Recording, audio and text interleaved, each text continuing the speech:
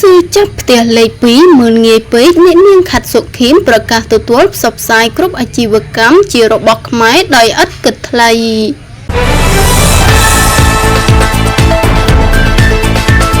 ស៊ឺចាប់ក្នុងការមើលងាយនិងការស្លៀនពានរបស់ផ្ទះលេខ2មកលើប្រទេសកម្ពុជាតារាចម្រៀងពិហុជំនាញអ្នកនាងខាត់សុខីមបានប្រកាសជាសាធារណៈទទួលផ្សព្វផ្សាយគ្រប់អាជីវកម្មគ្រប់ផលិតផលដែលជារបស់ខ្មែរដោយមិនគិតថ្លៃចាប់ពីពេលនេះតទៅតាមរយៈវីដេអូខ្លីមួយដែលអ្នកនាងខាត់សុខីមបានបង្ហោះកាលពីថ្ងៃទី30 ខែកញ្ញាកន្លងមកនេះដែលនិយាយពីការស្លៀនពាននិងការមើលងាយរបស់ផ្ទះលេខ2មកលើប្រទេសកម្ពុជា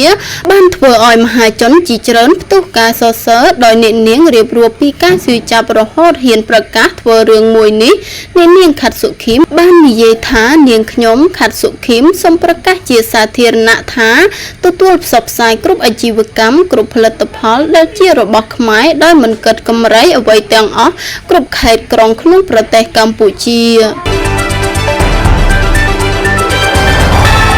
អ្នកនាងខាត់សុខីមបដិញ្ញាចិត្តប្រើសម្លេងរបស់ខ្លួនក្នុងនាមជាសិល្បករមួយរូបដើម្បីប្រសង់ជាមួយនឹងការស្លៀនពាននិងការមើលងាយរបស់ផ្ទះលេខ2មកលើទឹកដីខ្មែរពេលនេះអ្នកនាងខាត់សុខីមកំពុងខិតខំប្រឹងប្រែងផ្សព្វផ្សាយពីវប្បធម៌អរិយធម៌ខ្មែរផលិតផលខ្មែរឲ្យពិភពលោកបានស្គាល់ថាខ្មែរអាចធ្វើបានពួកយើងរួមគ្នាការពារទឹកដីពួកយើងរួមគ្នាការពារសេដ្ឋកិច្ច